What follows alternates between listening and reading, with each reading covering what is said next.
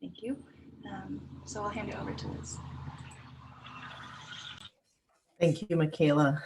And I apologize for how loud that voice is when it says the meeting is being recorded, and you may hear it another time as we move through the morning. As Michaela said, I'm Liz Baxter. I'm the CEO here at the North Sound Accountable Community of Health. And I probably want to start with our land acknowledgement statement and then tell you a little bit about us and why we felt it was important to have this session today. We begin by acknowledging with humility that the land where we are today is the territory of the people of the Salish Sea.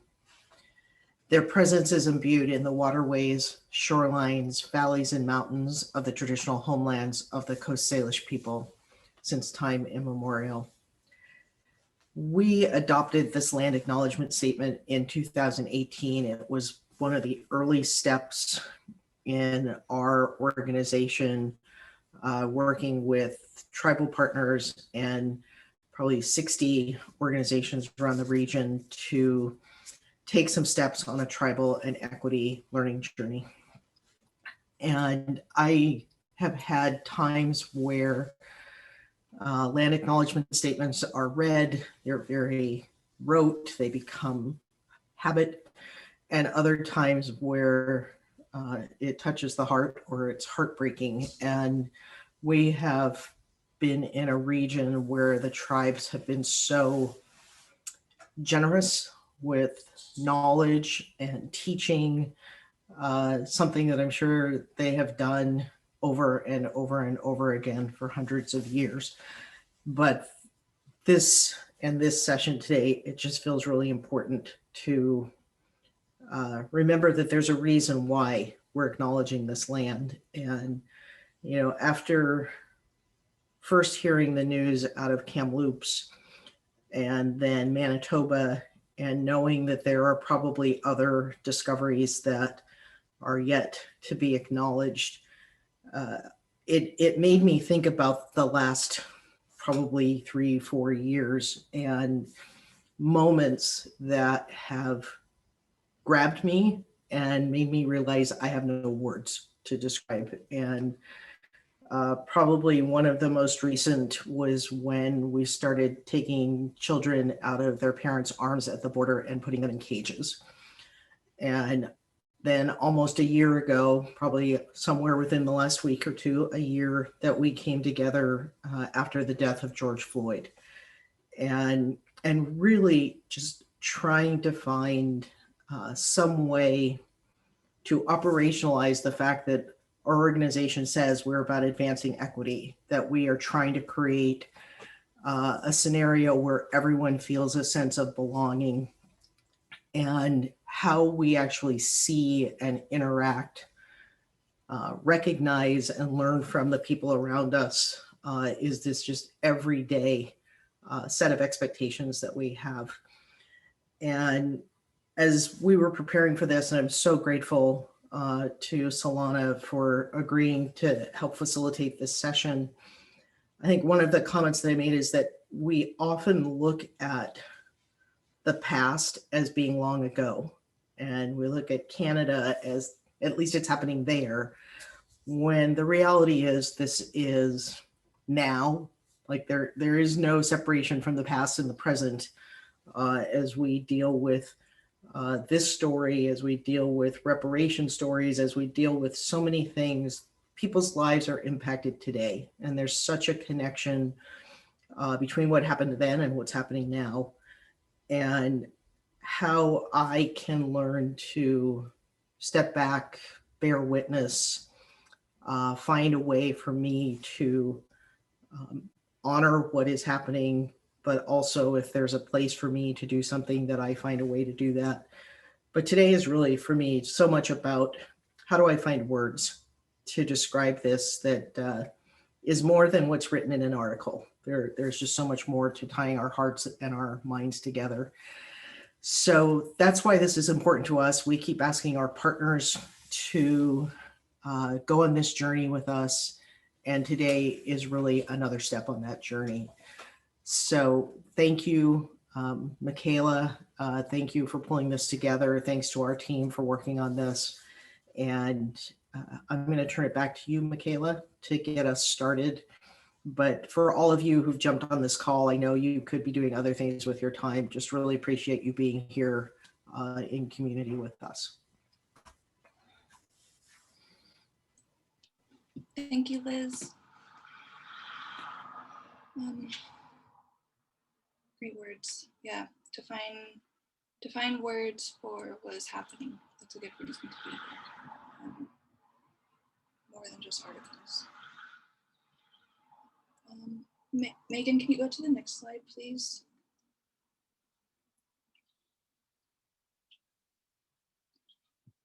So this is the agenda for today.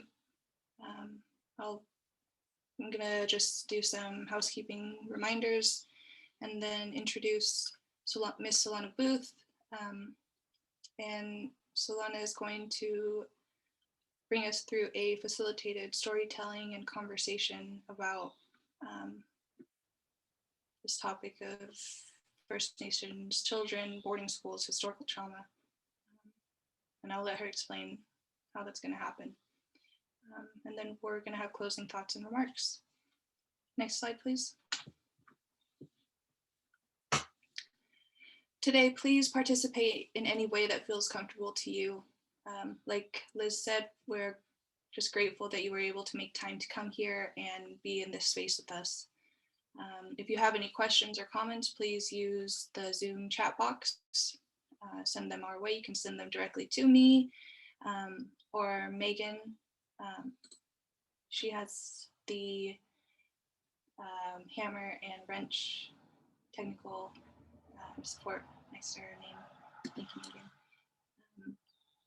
And then the resources that have been referenced in this gathering will be sent to all of us, the participants, following this conversation. Next slide, please. So I'm going to introduce Solana, matriarch bio. Her 3 Indian names mean helping people from all over the world find their true road home, and ancient medicine blanket, and God. Her direct lineage is from the one who sung the plants back to and for the people and to bestow peace. Her lineage is of the clan society and creation stories, which created the prayer songs and transformation of the people regarding our roles in our societies. As a Pacific Northwest traditional medicine keeper, Ms. Booth's vision is to open her own Recover Me in Wellness by 2020.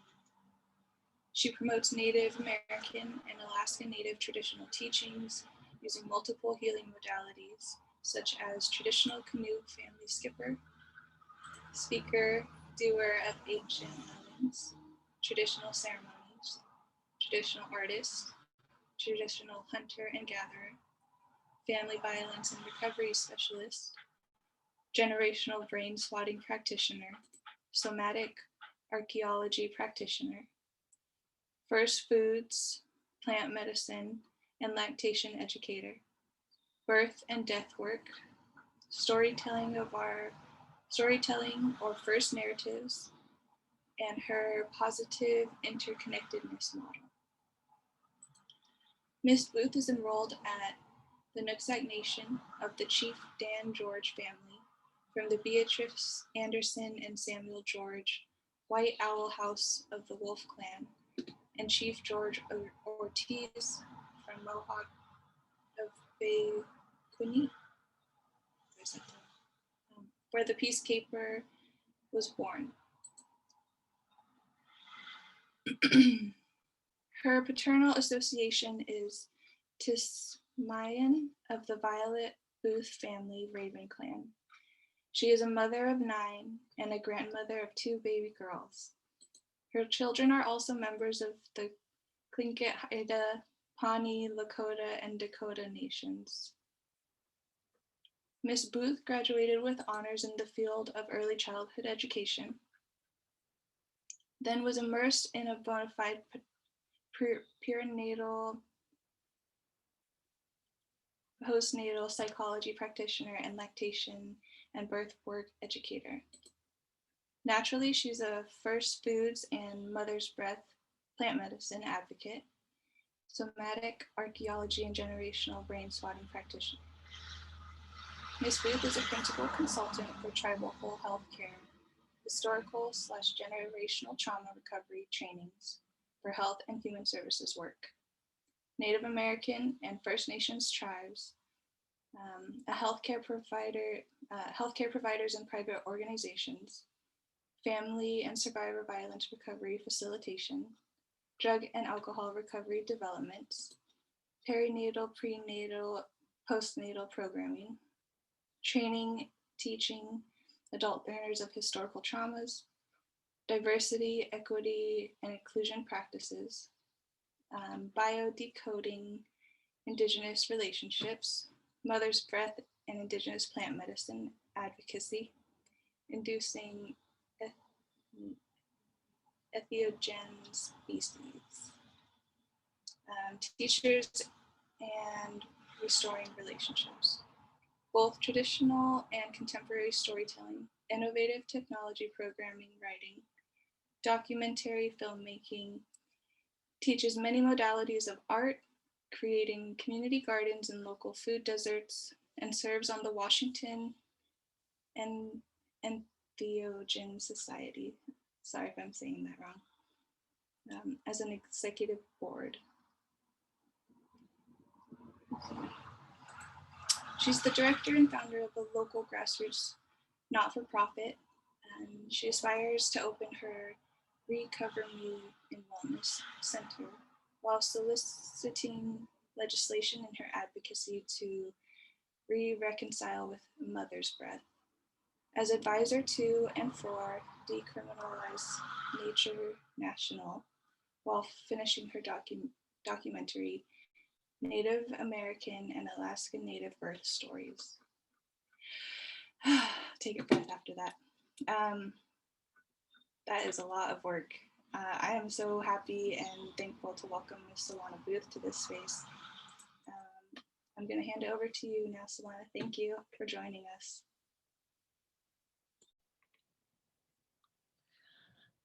Thank you, Michaela. Now, Qualis Cloak Off CM, Aiskotachi CISM.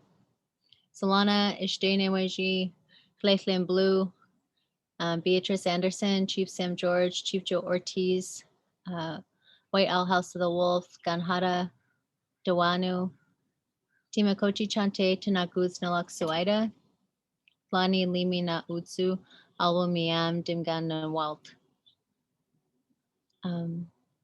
It's in radical humility and prayers to be with you all today. As Executive Director and Principal of Advocates of Sacred, I wanted to share some Ayaka Doc. I was asked to come and talk about some ancestral tellings, some ancestral truths, and as a mother, grandmother, daughter, sister, ally of humanity, pipe carrier, sun dancer, sweat lodge pour, secret society person, practitioner. It's an honor to be with you all today. Thank you. You are seen, you are strong, you are courageous, and you are noticed. My objective on this call today is to advocate for the children, our greatest natural resources themselves. Inclusivity and love, reminding us of our birthrights to heal, of our birthrights to reconcile these relationships with ourselves and Mother Earth. It's a privilege to connect to our highest selves these days and to one another. I was asked by a few elders, grandmothers, Grandma Margaret Behan, Peggy White Walnut Buffalo, and then other elders that have passed on. But the ones currently were asked that I remind us about caring, and to give some examples of how Mother Earth shares her examples of life, of love, and collaborations with us, those successful relationships that she shows us outside, among the plant people, among the foods and the medicine, the four-leggeds, the salmon, the vanguards of the forest, and how mushrooms are born out of the waste of the forest, how we get medicine from after a fire, how we get medicine from the rubbish and the waste. So we're going to continue to encourage and inspire folks to reconnect and partner with these plant people, with love, and with each other, and hopefully practice some sustainable efforts in moving forward for our grandchildren's grandchildren's grandchildren. I want to invite you all to a story, and the story has some radical acceptance, some radical humility, truth, and love, and hopefully you'll see some reconciliations in the story. The way I was taught to share stories has 5 parts in them. The 5 parts of the stories are what's going to help us use and partner with that story as a healing modality. The 5 parts are trauma, witness, helper or elder, reconciliation, and service. Again, the Kamloops story and Edmonton, and then also being in a region, the Salish Sea region, that has had our own boarding schools. It's devastating, and it's nothing of a surprise. We're all aware about these atrocities that have been playing out since contact, starting with compatibility. We had generations of compatibility, generation of trusting, of treachery, of subjugation, perseverance, endurance, confusion and wandering, and enmeshment, which is the generation that we're coming out of right now. Advocates of Sacred is inviting you to pivot and come out of that wheel of suffering and come back into the wheel of healing. The one thing about this circle or wheel of healing right now is that we have an opportunity to reconcile for our ancestors. We have an opportunity to reconcile and partner with Mother Earth like never before. Not just being survivors of genocide and survivors of Holocaust that are unspoken of, but to truly have the desire and the will to connect to both our ancestors and our grandchildren's grandchildren who are not here right now. We have a really strong position right now in time, and we have a lot of helpers. We have a lot of medicine people with wisdom who have passed on, and people who are tapping into their highest selves these days to help us keep going forward. After the story, I'll invite some conversation about it, and that's the work of the story. And then hopefully, if we have time, I wanted to invite folks to be a 5th pillar to First Nations people, doing the research. And I've also led and partnered with the generational boarding school institution. And a lot of folks will talk about having 4 pillars of culture, heritage, and language. And we, after talking to some grandmothers and hereditary chiefs this last couple weeks, we came up with a fifth pillar.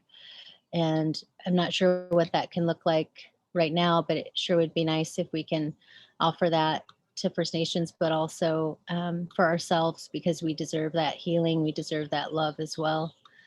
And again, my hands go up to each and every one of you today for being here on this call. So I'll start with the story. And the story was from a time when we didn't have cell phones or internet. So we'll start it with Tootie Tuhawk. The story comes from a time before written words, before a lot of folks spoke with their mouths as much as we do today. The story comes from a time of not having certain amenities and certain conditions that we're living in today. So the story comes from a time when the star people and the human family, we had a special kind of relationship. That special kind of relationship, um, the star people would say, if we asked them, they would say that it was about noticing and it was about light. I'm not sure what the human family would say for back then, but the star people, they would gather into groups and they would tell stories. They would tell their stories to each other as they're gathering in groups. And as they were gathering in groups and telling their stories to each other, the people down below, they would look up and notice the stars clustering into constellations. And they would notice the stars clustering into constellations. And pretty soon they would feel and they would sense advice on what they should be doing or what they can be doing. So it's almost like the people, they would look up at the stars and get a framework or a template or idea as to what they need to be harvesting or how they need to be foraging or where they need to move camp or what's coming. The star people, they would also notice the people doing what the people do. They would notice the people and their behaviors with one another. The star people, they could sense the people and how they moved and how they noticed the stars telling their stories. So pretty soon the star people, they began to move around themselves. So they would cluster into constellations and share their stories with one another. And the people down below, they would look up and notice the stars into constellations and they would move about as such. The star people then one day decided to pay extra attention. They decided to extra sense and extra feel what the human people down below were doing. And it was really interesting that day because that day during the daytime, the people decided to pay extra attention to each other. The people decided to pay extra attention to Mother Earth. And they didn't look up as much. And they didn't look up as much when the night came and the star people were gathering and sharing their stories. And the star people, they sensed and they noticed that the human family, they weren't looking up at them as much. The star people, they noticed that pretty soon the human family decided to not notice them at all, sharing their stories at night.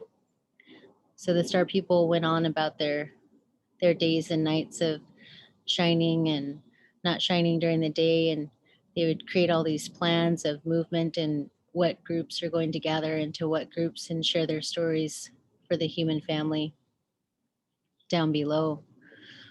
And as they would continue to gather night after night, they noticed that the human family, they weren't looking up as much anymore. So the star people decided to really watch them and really figure out what's going on. How come they're not noticing us gather into groups and tell our stories anymore? And the human family down below, they didn't look up.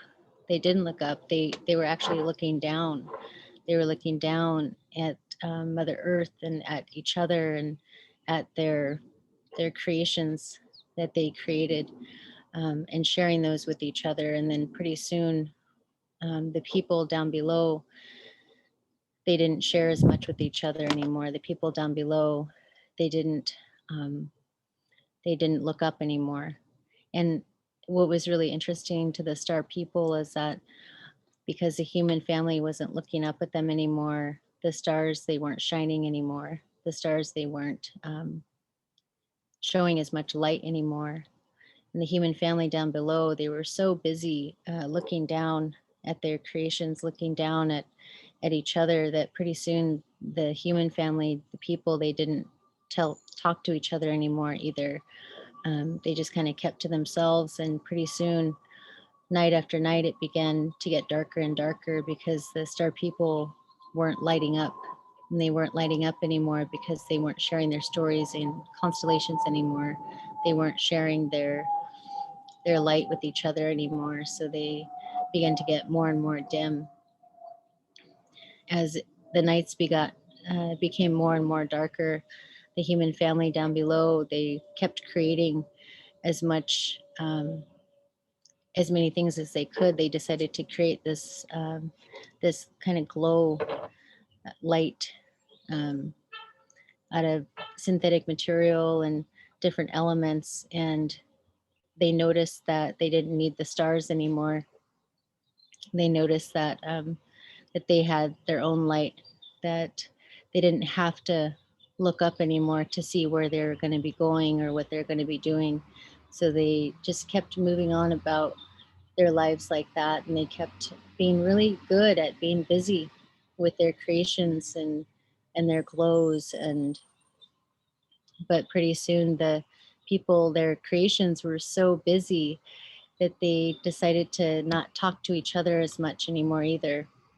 So the star people were still up in the sky, and they were unable to share their stories. So they noticed that because they were unable to share their stories, they couldn't get into groups and shine their lights for the people down below. It's pretty dark up above, and down below was getting darker for the people, for the human family. Now, throughout this whole time, I didn't mention any of the relatives. I didn't mention the eagle who sits at the top of the trees, who notices what goes on in the sky and what goes on down below. The eagle was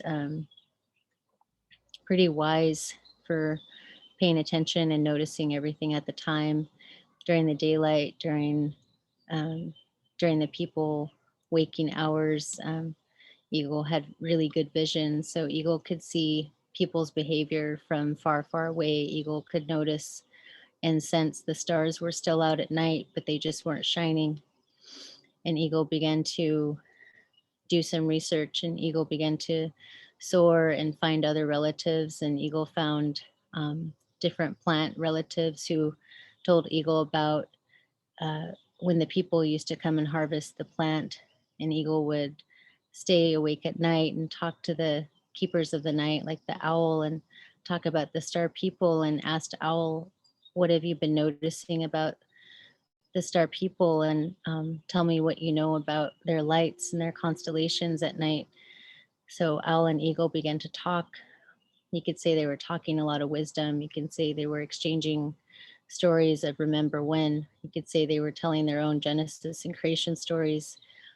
Al remembered the genesis of light coming into the human family, coming into the world. He remembered from way back long ago. But as Owl was telling the stories, Owl was interrupted by Cedar Tree.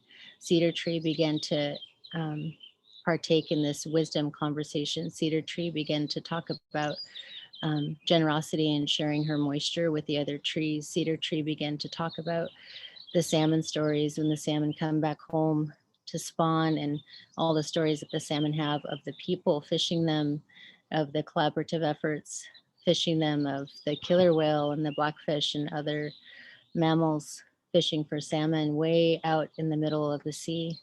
Way out came all these stories from the sea, from the cedar tree, from the plant people, from the flyers. Pretty soon someone's scratching at the cedar tree and getting a good scratch on, and it was Bear. And Bear had his own stories of the people, of the human family, and had his own remember whens, and had his own genesis story of how of a time that chaos came before.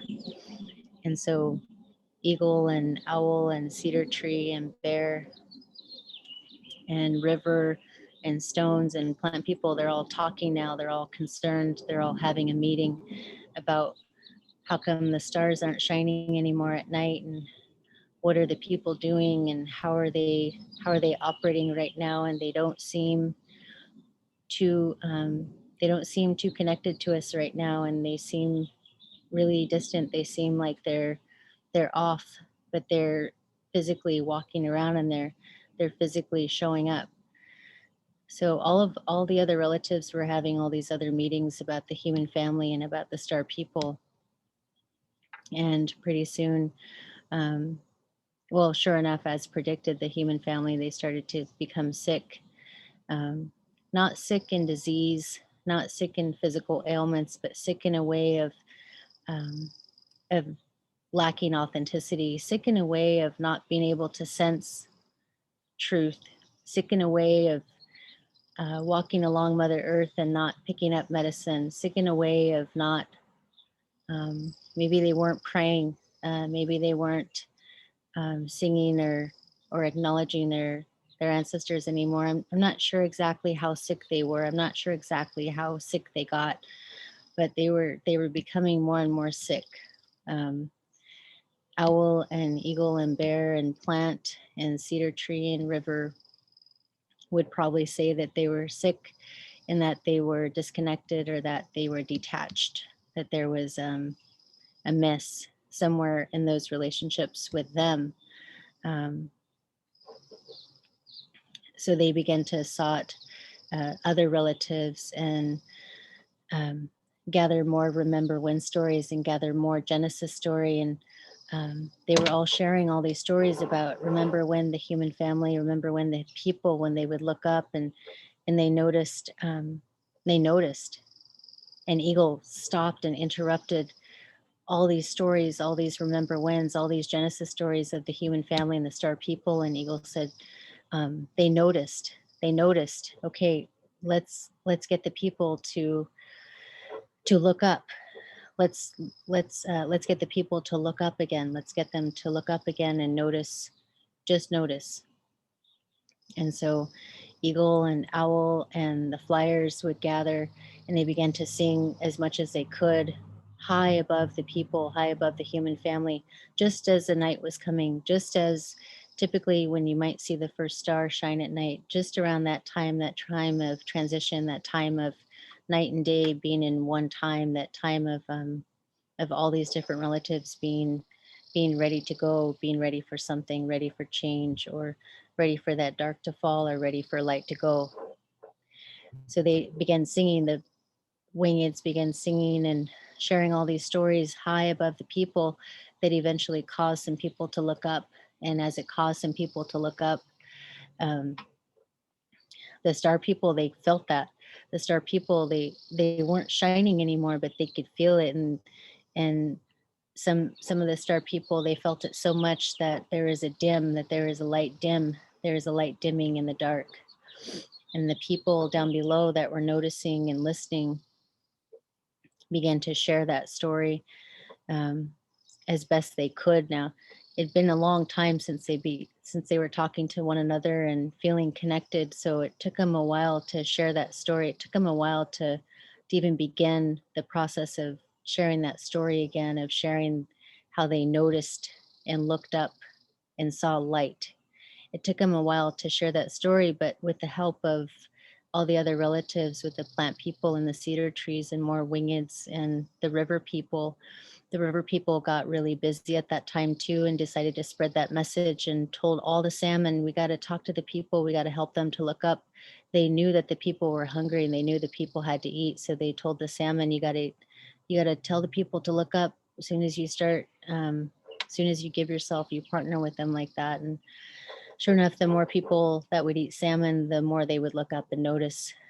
Around that time, the wingeds were flying and singing their song and sharing their stories. So pretty soon, the more and more people looked up around that time, and more star people, they began to sense and feel the people looking to them. They began to sense and feel the people seeking that light. They began to sense and feel people noticing them.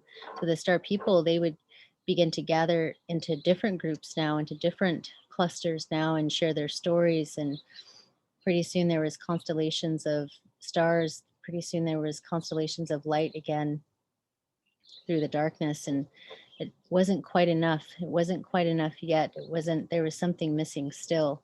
So eagle, owl, bear, cedar, river, salmon, plants and crawlers and other wingeds, and now the human family, and now the star people, they all began to seek and be curious about noticing light and be curious about sharing stories and be curious about what we might call reconciliation and be curious about those remember when stories of of noticing those remember when stories of sharing stories of finding light, sharing stories of being in the dark, sharing stories of being able to see in the dark is what Owl like to refer to it as.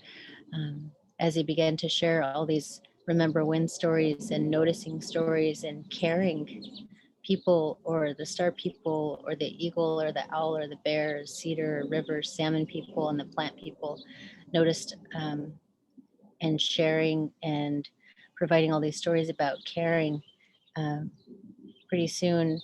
And finally, all the people would look up to the sky at night during that time that the wingeds would fly around and share their stories. Pretty soon, all the people would look up, and then pretty soon, all the stars were finally in their constellations, were finally in their clusters of groups, sharing their stories, sharing their light, sharing their direction.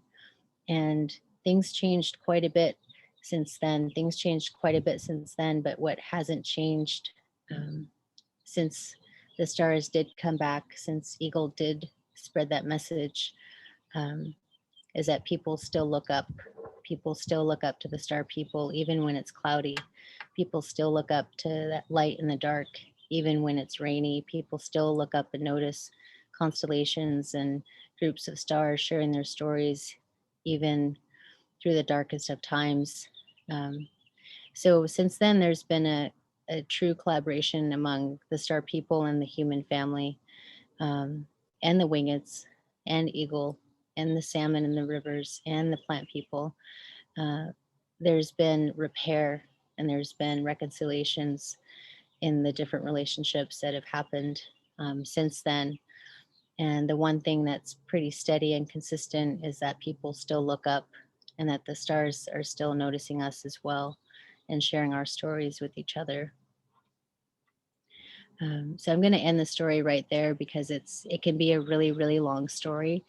The way it was shared with me, it can go days and days. I want to invite some knowings that came to me when I first heard that story is about, I first heard this story like right before the finding and discovering the 215 babies at Kamloops, and immediately thought about how important it is for residential school survivors to share their stories, but also for us to care. And what does caring look like right now? Talking to a couple of the Indigenous grandmothers, the 13 Indigenous grandmothers, talked to a couple of them within the last week, just over the weekend actually was the last call.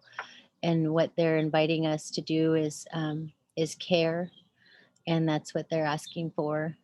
And then also after doing research for the residential boarding schools throughout Canada and the ones throughout the US, because there was so many, and just also there was a handful in our region as well. A lot of the survivors are just wanting to share their stories. So that star people or finding light, the stars finding their light story, just really brings home that evidence and that knowing about unsilencing is important. Caring and witnessing that and silencing is important. Noticing that truth is important, and sharing that is important. Now, one of Grandma Margaret Behan, what she really liked about that story was was the moment that the people started looking back up again. She said, "Oh, there must have been some stiffness. There must have been some aches, like aches in the back of the neck or aches in the body, to not have been looking up." And just the physical needs that our bodies have, the way we are with our relatives, how we forage for plant medicines or go fishing or hunting or gathering, basically how people work naturally, is truly what our body needs. And it's not just about the physical, but it's about the emotional and the spiritual connection that we have with those plants, that we have with the salmon people, that we have with the eagles when we notice them flying above us. She mentioned that the eagles that we notice are the descendants of the eagles that our ancestors noticed as well. And so there's just a lot of wisdom in acknowledging and noticing stories happening, first of all. And then there's a lot of knowledge and wisdom and practice in noticing and acknowledging the love in all those relationships among our relatives, and wanting to notice the love and light inside of people, wanting to notice the cry for help, the cry for connection, the cry for reconciliation. What Grandma Margaret and myself and Peggy, White Well-Known Buffalo, also noticed about that story was nobody's, well, and of course it's a traditional creation story, but wouldn't it be nice if people asked about caring, or people asked about food, like feeding themselves, feeding their feeding that inner spirit. And so I'm going to end it there and just ask if there's any reflections or questions about that story. There's a lot of pieces to that story that I didn't mention, again, because it can go for quite a long time. It's like probably a 5-hour story, or you know, the way I was taught to tell stories is, you know, depending on how much time we have, we want to end it in a good way and offer some talking about it afterwards. And that's because nowadays in 2021, probably for the last 50 years, we have been not able to practice our storytelling as a healing modality because we're so busy. And what we can do with the stories is use them as a tool or a reference point so that we can resonate with a part or with the character of the story in order to give that inner child that voice, give that pain some reframing, or give some support to that that hate or that anger or that that brokenness that some folks are carrying that doesn't belong to them. So I was taught that we are definitely needing, and folks are crying out for that conversation after a Genesis story, after a creation story, because what's really going on is everyone's Genesis or everyone's creation story inside of them is what's truly important. And sometimes it takes hearing a story or connecting to a story that brings that out for us. So I'm just going to open it up right now for a few minutes and ask if there's any reflections or questions.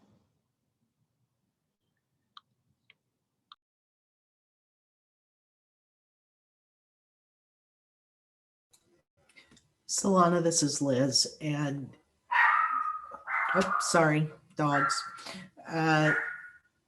You know, I was just thinking of the times that I look up. You know, so you mentioned the eagle, the stars. Two thoughts that came to mind is, one, they always make me pause. Like they stop me from the busyness and make me pause. Uh, and typically it just, I don't know, it opens my breathing in a different way and fills me. I mean, those are like the random thoughts that came to mind as you were sharing that story. Thank you, Liz.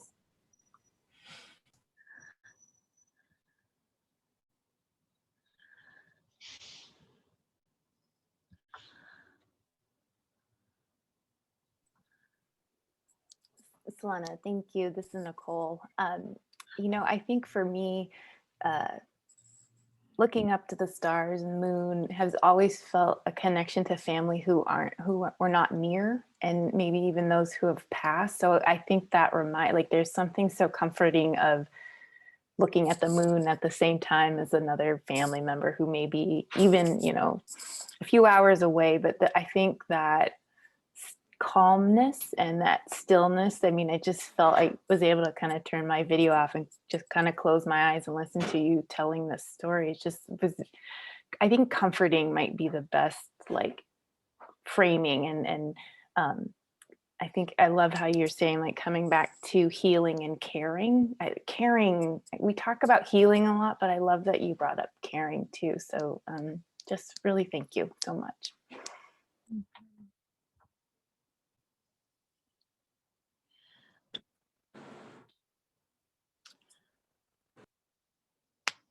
Okay. Yeah, I also want to thank you, Nicole, for mentioning that caring part as well. That word didn't come out until after the story with Margaret and Peggy and her mom. And her brother. Actually, there was a big call that we had sharing that story, and we were talking about this call that's coming up today, and they asked if it can be recorded because they're on different time zones and got busy, or else they would have joined us, just in support of the story, but also in support of what the North Sound ACH is wanting to do in this conversation today, in not just holding space for a tough conversation, but really, we're sensing like a lot of strategy, like people want to strategize how to heal or plan and prepare what reconciliation can even feel like, and how that word can be triggering just on its own, and how the word trust, you can't really say it without tightening one of your ankles or stiffing up your shoulder to protect your heart and close, physically close your body in, to protect it. So there's definitely been a lot of dialogue about that, and how bold saying that word care, or acknowledging or saying that we want people to care right now, and offer what caring can look like going forward. So when, just for example, like when Black Lives Matter first started, and all the campaigning and work that was done around that, and now people, when people care about Black Lives Matter, we're not suggesting that we start a movement for residential school survivors. What we're saying is that it's okay to ask for care, that I'm asking for care. I'm asking that people care about residential school survivors and the region that housed residential schools, and what a broken relationship that has caused, not just for providers, not just for teachers, not just for healthcare people, but for the community, for the people that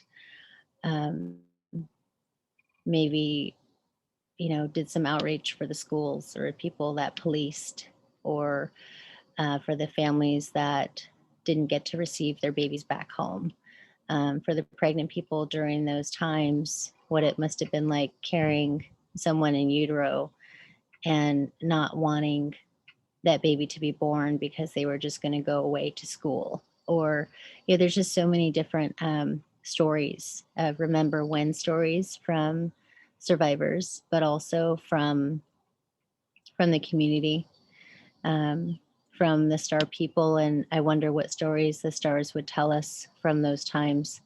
I wonder what stories Eagle would tell us from those times. And how do we care about that? How do we show that we care? Well, number one, we can't give away what we don't have. So there's a lot of like inner invitations to inner healing and inner stories that we have to work on before we can truly care, like authentically show up for somebody else. But it does start with that one, that first one that senses and that feels, that notice to care. So that was just some other notes that I wanted to share.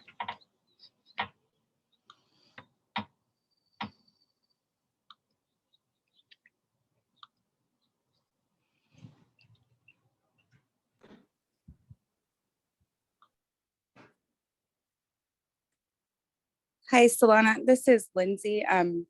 I just wanted to say that one part of the story that really stuck with me was when you said the grandmother may say it may hurt or be hard to start looking up again. And just, I guess it stuck with me to think about exercising that muscle again and healing your own trauma to be able to look up again or to be able to care.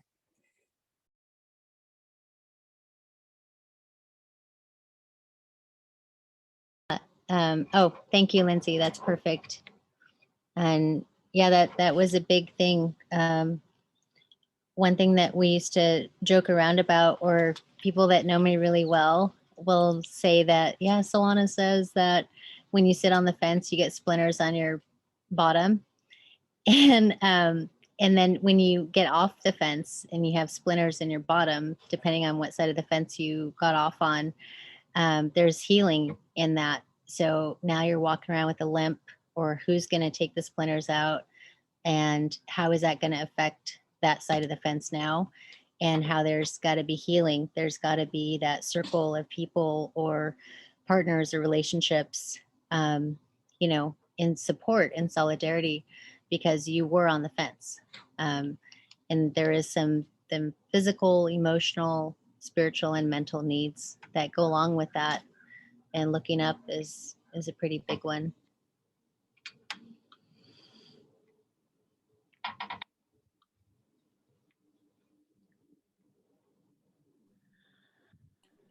I just wanted to add, like, in being here with all of you and listening to your words, Solana, it's like that the story that you're sharing is also happening right here, and I can feel all those babies, like, with their lights, as we're going and finding them and holding that posture that does hold pain, like, but also holds healing at the same time, like that way that we remember to look up, that they feel that care that we're all showing up with here together, and they're able to come together and position themselves like we are right now. And I just feel so honored that you all showed up here, and that they're caring for us too, and they're with us here too. And just hearing you speak to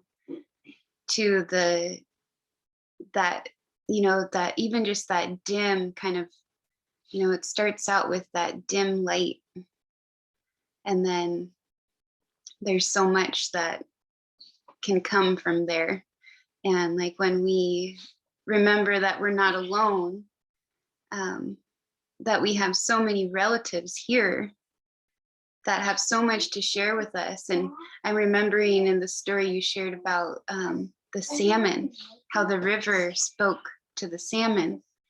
And when we eat those foods, like, it's not just meat, there's messages, there's wisdom, there's communications that happen when we put ourselves in those positions to be in relationship with our relatives.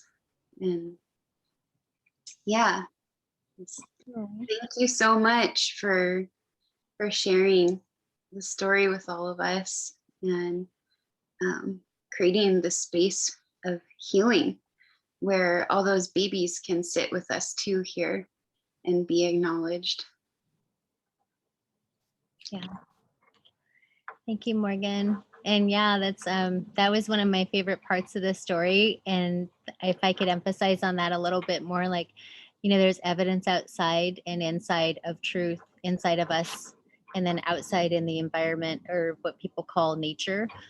I call Mother Earth's like that's the way it is outside and here's inside. And so like when the people were eating the salmon and getting those messages, it's the same as like when you're breastfeeding a baby, you get oxytocin and you get that feeling of like let down, or you get that feeling of like, I just want to go to sleep. And even if you're not breastfeeding, you can still have that feeling with a bottle of when you're feeding a baby. You there's this calmness and there's this peace feeling inside of you, holding the baby and feeding the baby that happens. And that's from the baby. That's from that relationship that causes that oxytocin to happen. And so if you're eating your food and the baby wants you to hold them, it's because the baby knows about the oxytocin effect and how you'll get more nourishment because oxytocin is there. So, I'm not sure if it was the salmon giving the messages of like, yeah, look up, look up, look up, and notice, notice, notice, or care as they're swimming and listening to river, but they're totally sharing that same thing, like that relationship and more nourishment, and look at all the benefits of looking up, but it's also of eating the salmon. So yeah, it's like one of my favorite parts of that story, being a lactation person as well. And then healing sexual trauma, is breastfeeding physiologically, and just all the missing outs and all the stories that I'm sure are possible, but also the being able to hold those spaces. And clearly the space is full of love and people wanting to repair and reconcile. And so what a benefit and what a privilege to be with everyone here today. Thank you.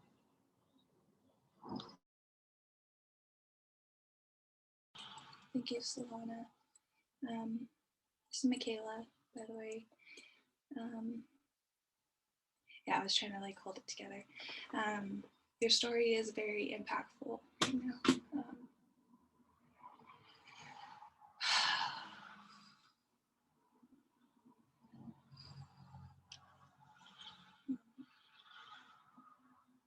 Mostly, I just want to like thank you for being a grandmother and like carrying this for us.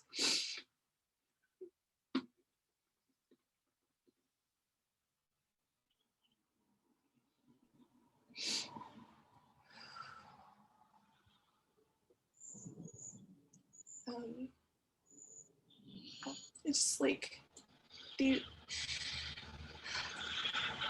this year we've lost many Native elders, and now we're finding these children. And then, of course, in Native communities, we lose the young people to like the darkness that you were saying about. And so I appreciate hearing this story this morning and you taking us through that. Thank you.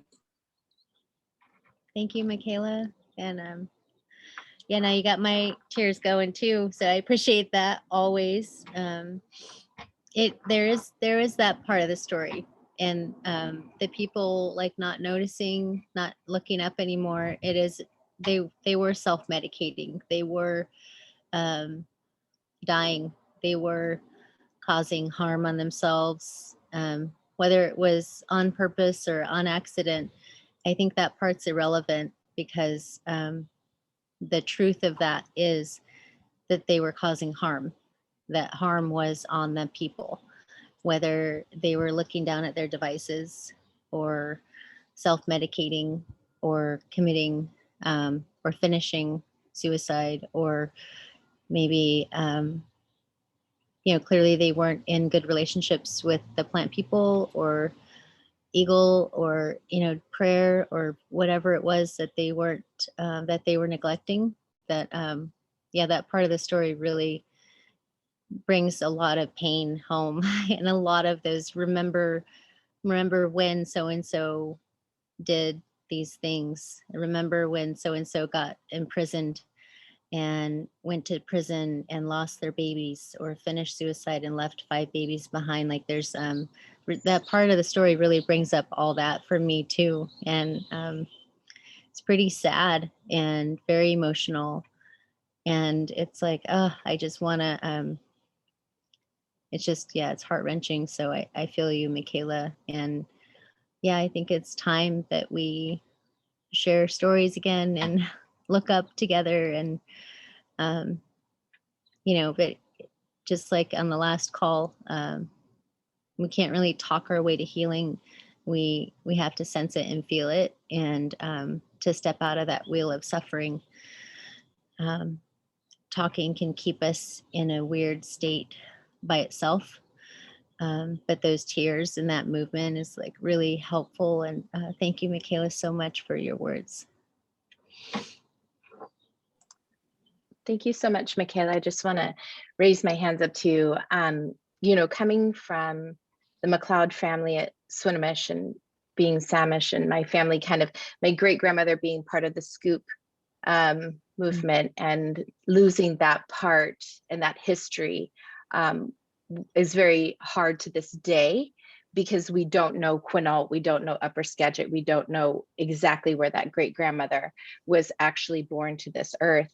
And hearing some of this, it's kind of one of those things where you are in native country and native land. And I've had schoolmates and friends die of suicide, and that disconnect, that we're not supposed to be disconnected as people, as community. That's why, even though we had land, even though the Samish people were, here, there, and everywhere in islands, we were all interconnected, right? Swinomish was interconnected with, we all have, relatives in Lummi and Tulalip and, Sauk and all of these, all of these communities that are now reservations. But this land was, before contact was everything. We were all related, right? We're all related in the sense of Mother Earth. And as time and life and technology and things have pulled us apart, and especially COVID, that was really hard for me to not be able to see and touch and communicate with my father. And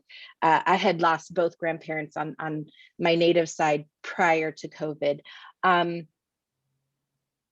losing and buying into the idea that I didn't have connection to that space when I was in COVID was the biggest lie I told myself, right? So I was in that dark space, right? As Native people, we have that winter comes and it gets dark, and that's when we're not as able to travel, and the medicine is not as, able to get to those natural herbs and roots and those things that we need, and the community is spread out at oftentimes. And so winter is always really tough. So I've had to rethink my winter process. It was literally the time of COVID until I woke up in the middle of COVID and said, wait, I still have my medicine. I still have my people. I still have the ability to reach into that space that I knew I grew up with, and that medicine and that light and the candle work and all the things that are available to me, that I almost went on this foraging in my own life and my own healing journey back to self, right? I had to do all this really, really hard, painful, tearful work of letting go and remembering who I am, and these poor, tortured, that time of that darkness of the boarding schools and so many things that have happened to our people, and so many things that have happened to other people, not just Native people, but just that trauma that is inflicted in life is so tough. And it's such that winter period for us all, where we have to look and go, okay, what is available to me? How can I heal? Where can I go? And if my healing helps my children, my healing can help my grandparents, my healing from my other side. Last night, I have a picture here where I have my grandfather, my grandpa, who is a big spiritual leader in my life before he passed away. And I was talking to him and I said, how do I forget that you are here? how do I forget that? How do I disconnect myself sometimes? I believe in the lie that somehow you're not here and that you don't know and that I miss you and I need you here physically with me so you can see my children grow up, or you see me get this win, or you see me get this thing at the ACH, or you see me do my work. Why do I think that you're not part of that? And why do I not think that you're not the one moving those obstacles that I can't see, right? So it's been a really big healing, and I feel you, Michaela. I feel your power and your strength and your medicine, and it's so beautiful to watch you as a young person grow. And I'm not too much older than you, but I see you, and I'm so constantly impressed by your strength, your character, your medicine, the things that you haven't tapped into yet, which I see is it's beautiful. And I just thank you so much, Solana, for those stories and the remembering to look up and slow down and to not believe into the idea that our medicine and that our people that have passed and our poor little children who were tortured in that boarding school aren't part of us. They aren't part of our story, but they are, and I found this really beautiful poem, and I can't recall the name of it, but it had mentioned about those body, the bones that were found, and it was wonderful. It was actually beautiful. It was something into the ways of that they returned those bodies to Mother Earth, and the mothers that didn't get a chance to say goodbye, the trees got to embrace them, the earth got to embrace them back, and they became energies and became blessings to somebody else. So just thank you so much, and thank you for the space that you held for us today. It's been really beautiful. Thank you, Solana. And by the way, I had my camera off, and I was thinking, how is her lovely voice not good? How can I stay and hear her and not let her lovely voice lull me into a sleep? Because it was so wonderful, and I kept thinking, okay, it was just really great. So I thank you, Solana. I appreciate you. I thank you. I love you, Michaela. I'm so proud of you. Thank you, Vanessa, HKCMCM. And yeah, I really appreciate that so much. I'm glad that the audio was picking up, because I know that if I go into such a, like, to me, that's a really good story. I love that story so much. And so I'll close my eyes. And when I close my eyes, it's like it's not just Solana's voice. It's like ancestors or the story itself that's coming through. So I'm not sure how audio is, but yeah, definitely. It was perfect timing for that story, because the babies that were just found and then, like you said, embraced back into Mother Earth, that they did get that love, they did get that care, but it's just interesting, like when it was dark in the story and there was no one noticing or looking up, or no one sharing stories, or like, isn't that one and the same? Like those are all kind of the same thing of like the truth isn't being shared or heard or felt. Like grandpa is still with you all the time, and like it's just interesting when we go through those periods, that's when it feels like we're keeping track and we're doing all the monitoring of all those spaces. And then when Eagle and the collective, Eagle and Bear and Cedar and River and Salmon and Crawlers and Plants and Owl were sharing their stories, like when they're doing that, that's when time doesn't exist. During the story that I was sharing, for me, when I'm in a story, it's like time doesn't exist. I have no idea how long it's been, if it's been 5 minutes or 10 or things like that. Like going into that space and honoring that truth and being that connected to Mother Earth or to Grandpa or to our loved ones that aren't here anymore. Like that's where we belong in that space, so that we can integrate reconciliation, so we can integrate what's true, so we can like actually employ those relationships with each other. And I really appreciate your words, Vanessa. I love that. And yeah, grandpa is with you all the time. Love that. Thank you for sharing that. So, Solana, I have a question, and I'm at the other end of my career from Michaela's point in her career. And one of my experiences has been always being expected to suppress emotion when you're talking about things because, you know, leaders and policymakers like things that are rational and objective and factual and all those things. And, you know, how you actually create space to show that you care about something, because you can't, I mean, and I think I wrote this in the chat earlier, it's hard to jump to the problem solving when that's what others around us want to do. They want to like get to the, so what do we do? When I'm still trying to digest, like, wow, how does that feel? And so I am curious about that, if you could comment on that. And then I know when you started, you talked about the 4 pillars and a potential 5th pillar. So I just want to make sure that we do like have some time to hear your thoughts on that as well. But Okay. Yeah, no, thanks for asking, Liz. And thankfully, I'm saying this with a humble heart, of course, Western science is now documenting our emotional and spiritual health affecting our mental and physical health. Now, as Indigenous people or Aboriginal people or First people, that's something that we've always known and not something that we've always practiced, because I'm coming out of a generation that we were to be seen and not heard, but really nobody wanted to see us either.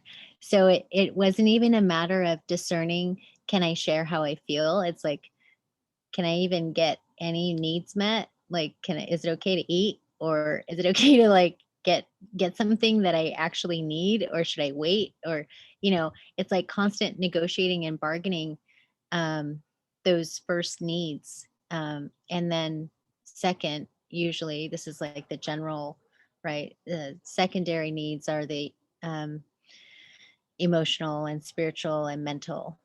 But as Indian people, we've always been and practiced all of the parts inside of us.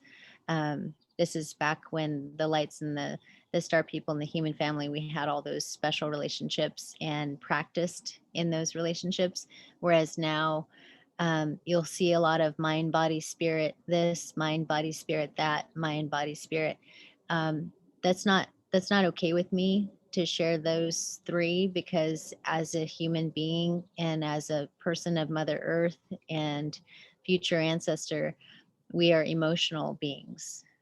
We are emotional because what happens is biologically, there's a whim, there's a biological whim, and some people call it epigenetics. But as soon as that biological whim happens, emotions arise. Emotions automatically arise because our emotional part of us is our water. Our water is our emotional part of us. So we're mostly emotions, just like Mother Earth. And that's why we do get the oxytocin when we see babies and we hold babies and we're in love. Like, that's why we do get that. That's why we do.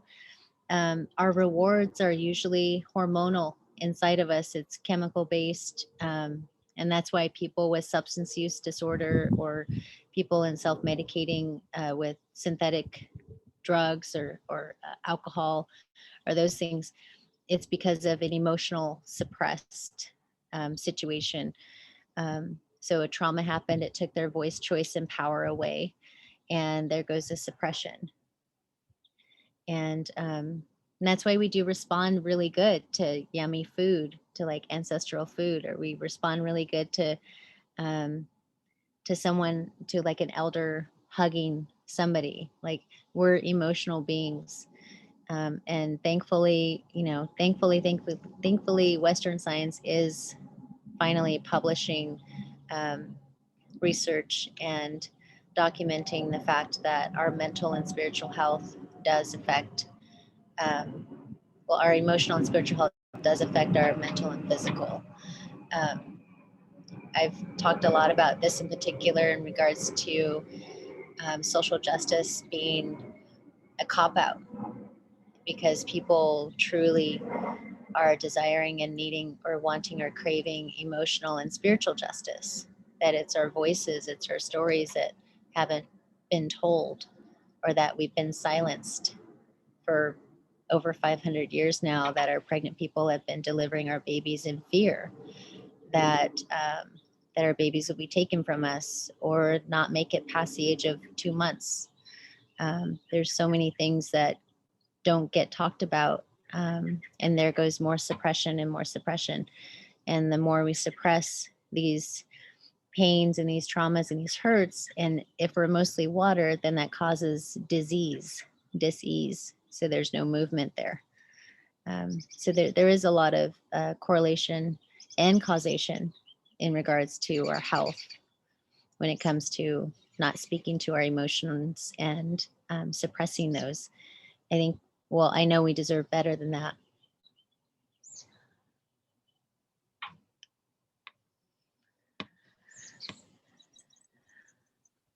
I have a question, and we do have this time blocked off until noon, Solana, just to let you know.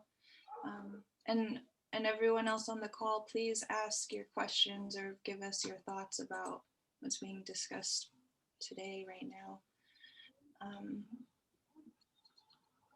Oh, and I want to give you an opportunity to speak to the second part of Liz's question, that fifth pillar. Oh, right. So maybe you can do that, but I'm also wondering if you could maybe teach us a little bit about where in the North Sound region you know of like residential schools, where those were located at. Oh yeah, let me pull up my, so the schools in the North Sound region, Multilela had one. I'm looking at my notes here. When I train in generational trauma, this region of the Northwest, residential boarding schools and boarding schools in general is a good couple hours of training, just because it had such a big impact. I like to give examples of the schedule and give testimonies of survivors, but also testimony of community that when they were in operation, how it felt for the community members, and then the locations, of course, and the structure and like how it was kept physically, how the walls were kept. So I definitely like to go into that a lot. I'm looking through my notes right now as I'm talking. And to answer Liz's second part of the question, thank you, Liz, for that reminder. I wanted to offer and invite the North Sound ACH and members, community members or community or the region, to prepare our own like reconciliation and our own repair, to offer a fifth pillar for the First Nations. Fifth, because they, in doing research in the Truth and Reconciliation Act, and also after the Kamloops discovery in Edmonton, all these discoveries recently, a lot of the First Nations folks will speak to having 4 pillars. And my heart goes out to them right now, and after the finding and discovery of the babies, because I know that people in grief and people who had just lost somebody, they're not sure. There's those moments of not knowing what way is up, what way is down. There's just moments of not being able to eat, or wanting to check out or self-medicate, or just different. There's so many different times of not really knowing what you want or what you need, because you don't know what you don't know. And so from the outside looking in, when somebody is suffering that way, you want to feed them. You'll physically give them food, and you might physically feed them. You might put the spoon or the fork to their mouth. You might bring them out to eat. You might ask them how they're sleeping. So from the outside looking into First Nations, and to our region, I wanted to offer or suggest a pillar of care. A pillar of care, so it would show and model what that looks like from an all-inclusive lens. So if you can care, or if you do care, then here are some examples. Or what are some examples, or what are other examples? Like, how do you show that you care? Do you listen to a residential school YouTube podcast, or do you learn how many students went there in total, or do you learn about the Hudson Bay Trading Company coming in to the Northwest and what that caused? There's so many different ways to practice that and to reclaim caring as being fundamental, to reclaim caring as mattering, especially right now, during the pandemic, during COVID. The civil unrest is so odd for Indigenous people right now, because we're so used to being silenced, and we're so used to the erasure kind of already doing its job of keeping things erased. That now, after these findings, it's like it could be even more traumatizing. It can be even more triggering or maddening, or causing more harm until somebody cares.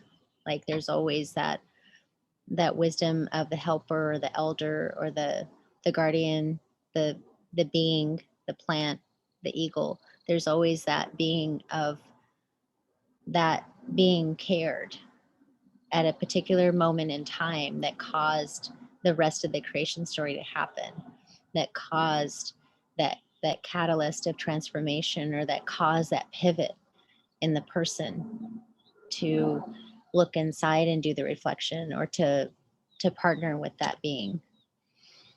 A lot of times, and this also happened in the story, is that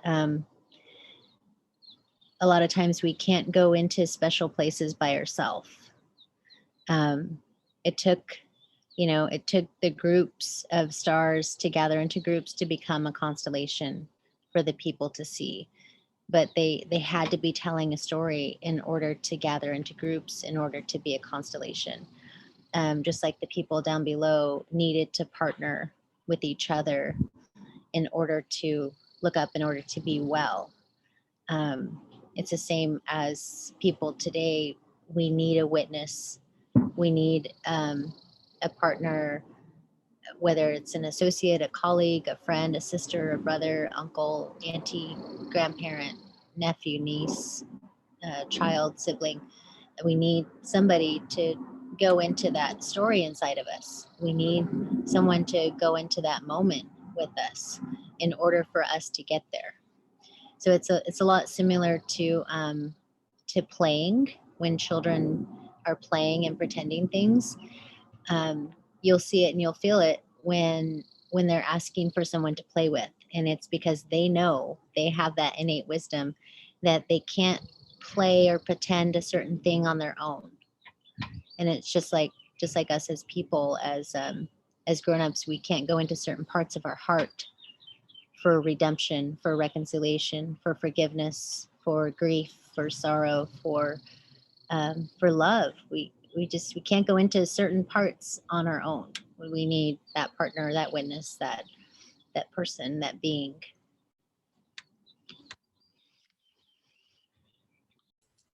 Thank you for that.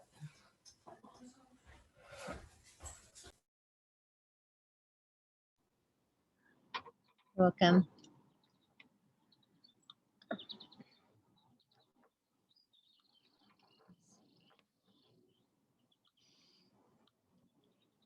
Did I answer the question? Is there any curiosities about providing a fifth pillar, or maybe would the North Sound be interested in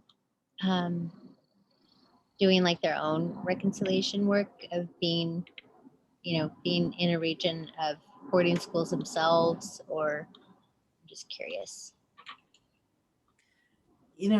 And I mean, I guess I'll speak for the North Sound ACH. I know we've got a couple of other partner organizations on too. The work, since we decided to have a tribal liaison as part of our team, this work about how we learn and how we partner with the tribes has been really critical for us. Our partnership with Children of the Setting Sun Productions has been really critical for us. And so, you know, it's kind of like, for me, it's one of those things where it's really easy to say yes. And then knowing I'm somewhat putting it on, you know, Michaela's plate to come up with strategies and ways that we can do that, and do it in a way that's not check off the box, but that is real and kind of matches this journey that we've been on. You know, again, as I said earlier, I feel like I have learned so much since I moved to Whatcom County 5 years ago. And ironically, it started, I don't know if Daryl is still on, but it started when Daryl just dropped by my office one day and Sorry. we talked about going on a journey together. And, you know, there's just like so many spaces, but at the heart of it, it's, you know, how do you build those caring relationships? And so, you know, I see the ACH as being an easy yes. And I, of course, would love to bring our partners along with us. So if there are any partners who are still on the call who want to jump in and say, you know, where this is hitting you, that would be awesome.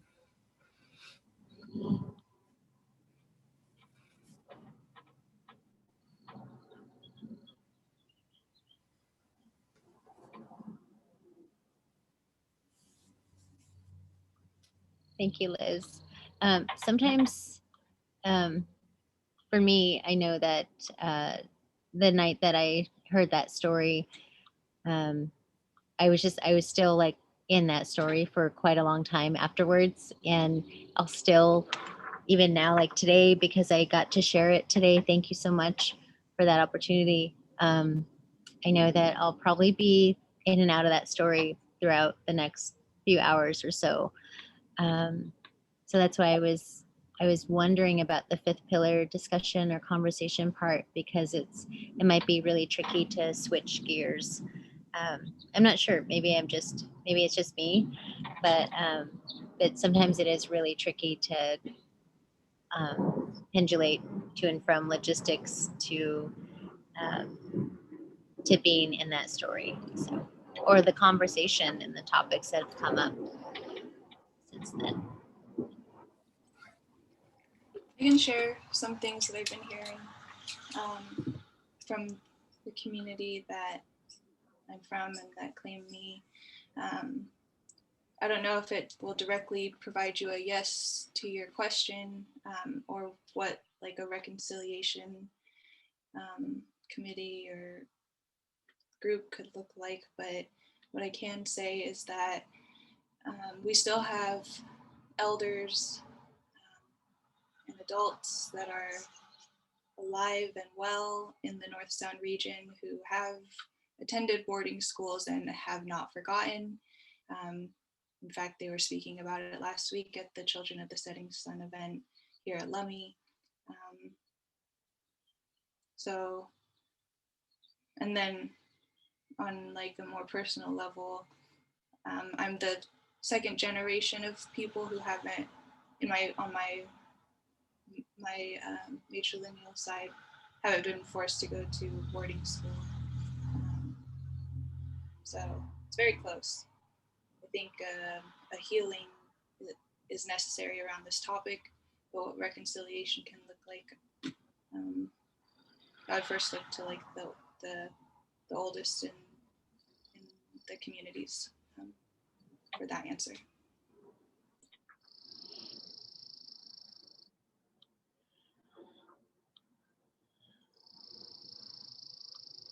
Nice. Thank you, Michaela.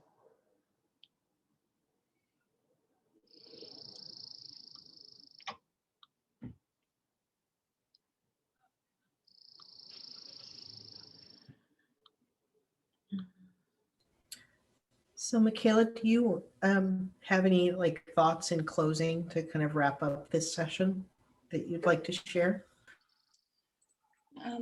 Well, I'll share in the chat. Daryl Hilaire put some information about a land acknowledgement ceremony that's going to be happening. And I can include those on the resources that will be sent out following up to this conversation. Just many haishkas to you, Solana.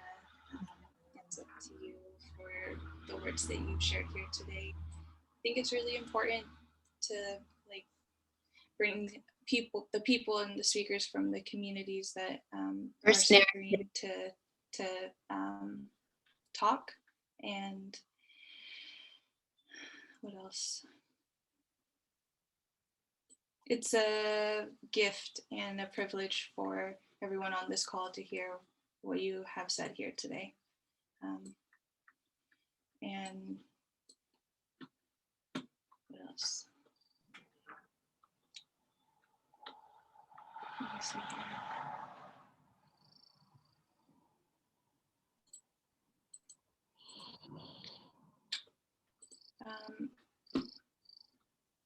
Megan, do you think you could share the 9th slide?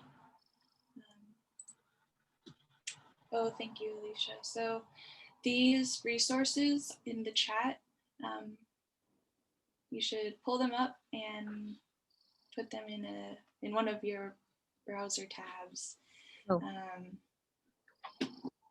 These are the resources that were just sent out. The first one is the Protecting Our Women, Protecting Our Earth. And this was,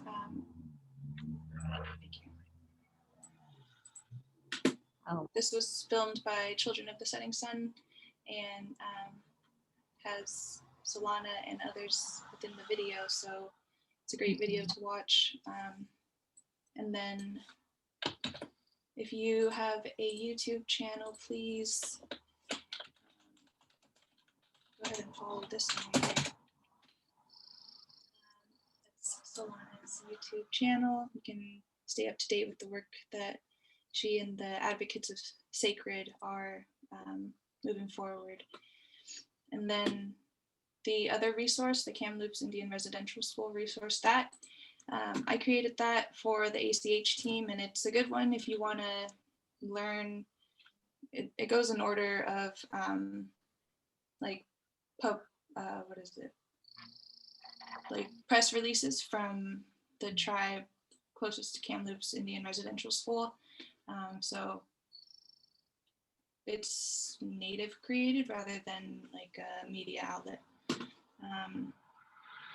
And I can resend these to everyone who was invited in one large document for all the resources to be in one place. Those are all the final words that I have. Liz or Solana, did you want to wrap up with anything? Just Michaela and Liz and Megan and the Sound ACH and everyone on the call, just thank you so much for today. And you lifted me up today by this invitation and providing this opportunity to share this story and these conversations with the grandmothers to this group. As I said in the beginning of the call, like I see you're being noticed, and how courageous and beautiful you are right now. And this posture today on the call was just nothing but respect and honor and love. And so thank you so much. I feel really good about this region and the work that's happening and wanting to be cultivated. And I could see a lot of fruition of truth and reconciliation and love coming together for us. And so thank you so much. And you really touched my heart today. Thank you. Thank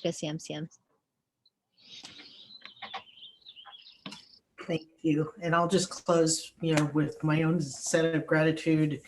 I'm hoping this is the first of many and not the last of one. So just thank you all for being on this call and being willing to carve out this space, and hope that you all have a great rest of your day. Thank you all. Thank you, everyone.